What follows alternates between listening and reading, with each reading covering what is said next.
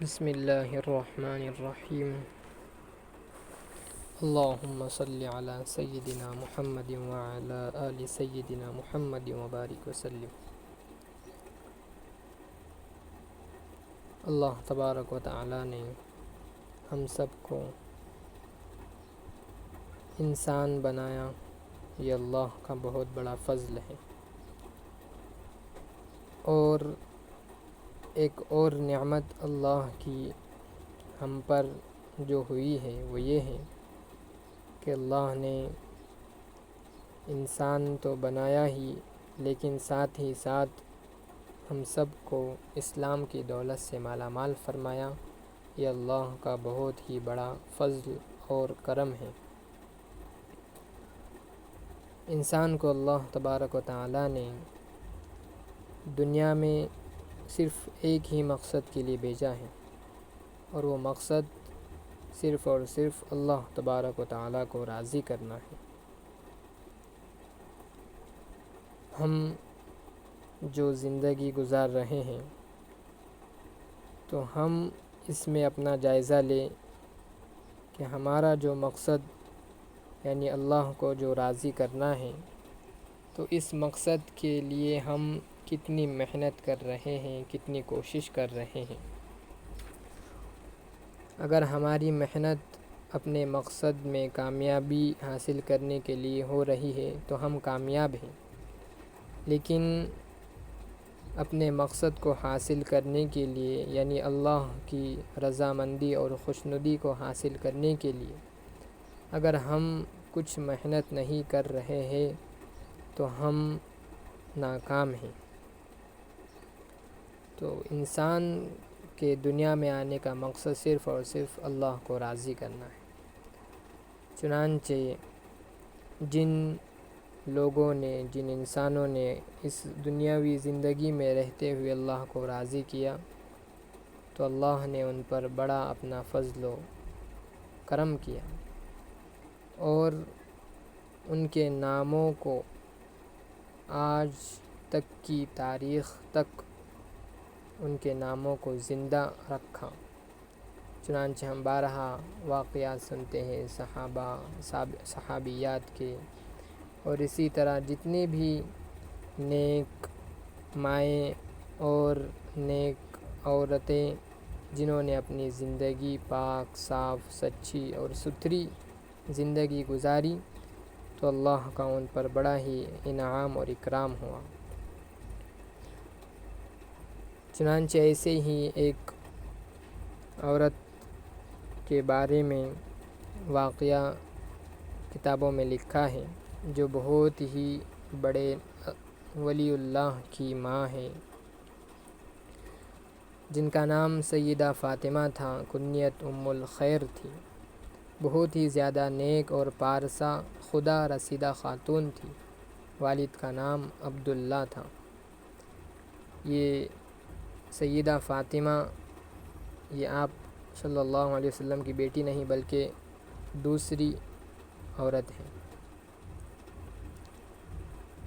شادی ہونے کا ان کا عجیب واقعہ کتابوں میں لکھا ہے۔ ان کی شادی سید ابو صالح سے ہوئی، اور واقعہ یہ ہے کہ ایک مرتبہ سید ابو صالح شادی ہونے سے پہلے دریا کے کنارے عبادت میں مشغول تھے۔ 3 دن ہو چکے تھے، کچھ کھانے کو نہیں ملا تھا۔ دریا کی طرف دیکھا تو ایک سیب بہتا ہوا نظر آیا۔ بھوک کی وجہ سے تحقیق کرنے کا خیال نہیں آیا، فوراً اس کو کھا لیا۔ مگر کھانے کے بعد خیال پیدا ہوا کہ اس سیب کا مالک کون ہے؟ میں نے تو اس کی اجازت کے بغیر کھایا ہے۔ اب ان کو فکر لگی تحقیق کرنے کی۔ دریا کے کنارے پانی کے بہاؤ کی مخالف سمت چل پڑے، یعنی جدھر سے وہ سیب آ رہا تھا بہہ کر، اس طرف وہ چل پڑے۔ کافی فاصلہ گزرنے کے بعد دیکھا کہ دریا کے کنارے ایک وسیع اور گھنا باغ ہے، اس میں چند درخت سیب کے بھی ہیں۔ وہ سمجھ گئے وہ سیب اسی باغ کا ہوں گا۔ اس باغ کے مالک کے بارے میں معلومات کی، معلوم ہوا کہ اس باغ کا مالک ایک خدا پرست سید عبداللہ صومعی ہے۔ جو اپنے وقت کے اولیاء اللہ میں سے تھے۔ سید ابو صالح ان کی خدمت میں حاضر ہوئے اور سیب کو بلا اجازت کھانے کی معذرت چاہی۔ سید عبداللہ سے کچھ بات چیت ہوئی۔ آخر میں عبداللہ نے سید ابو صالح سے درخواست کی کہ ہمارے اس باغ کی اگر 10 سال تک نگہبانی کرو گے تو میں معاف کر دوں گا۔ معافی کے نام پر سید ابو صالح راضی ہو گئے۔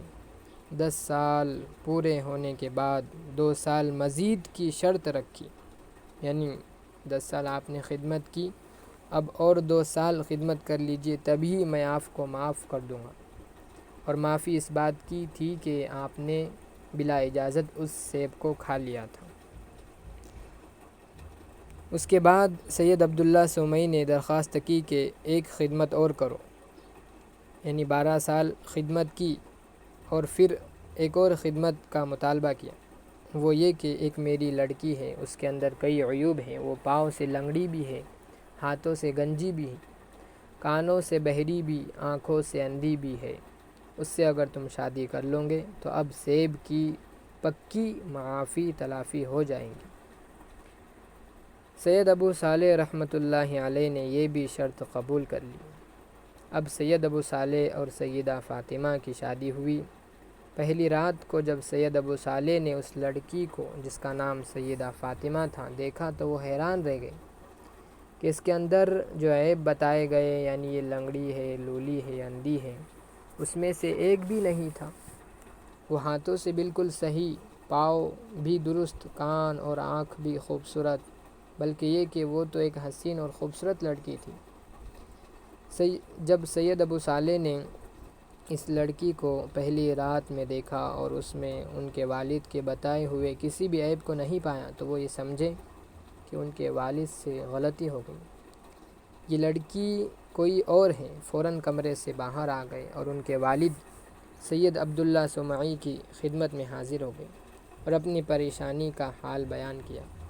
اس کے بعد فاطمہ کے والد عبداللہ سومئی نے اس کی وضاحت اس طرح کی، غور سے سنیے جو آگے کی بات ہے۔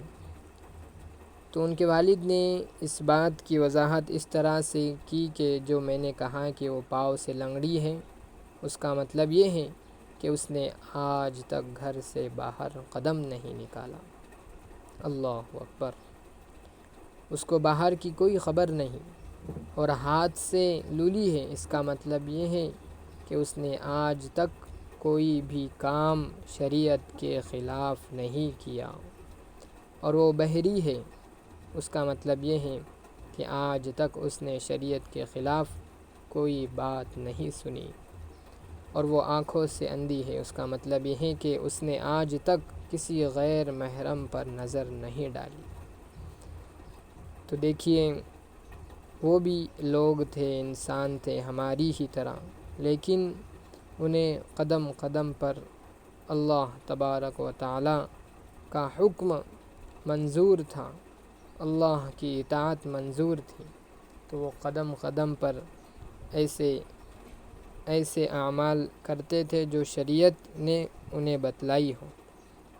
اور ایک ہمارا حال ہے کہ قدم قدم پر ہم گناہ کیے جا رہے ہیں، دن رات گناہوں میں گزر رہے ہیں۔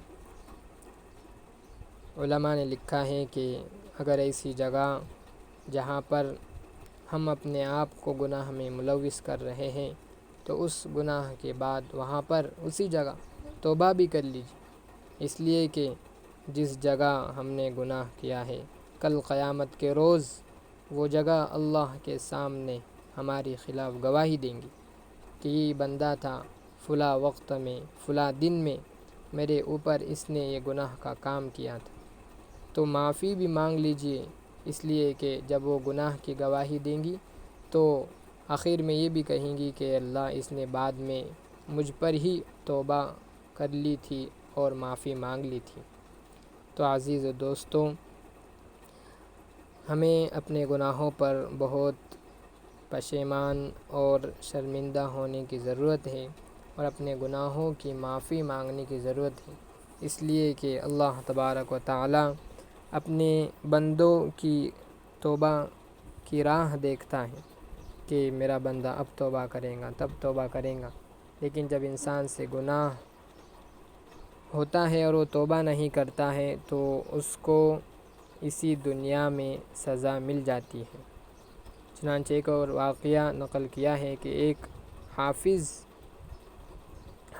قرآن تھا، لیکن وہ بد نظری کیا کرتا تھا، تو ایک وقت ایسا آیا کہ 20 سال کے بعد وہ قرآن کریم بھول گیا۔ تو جن حضرات کو کشف ہوا انہوں نے کہا کہ اللہ تبارک و تعالی اپنے بندے کی توبہ کا انتظار کرتے ہیں، لیکن جب وہ توبہ نہیں کرتا تو اس کی گرفت فرماتے ہیں۔ اللہ پاک ہم سب کی حفاظت فرمائے اور نیک پاک صاف ستھری زندگی گزارنے کی توفیق نصیب فرمائے، آمین۔ وصلی اللہ وسلم علی سیدنا و مولانا محمد وبارک وسلم۔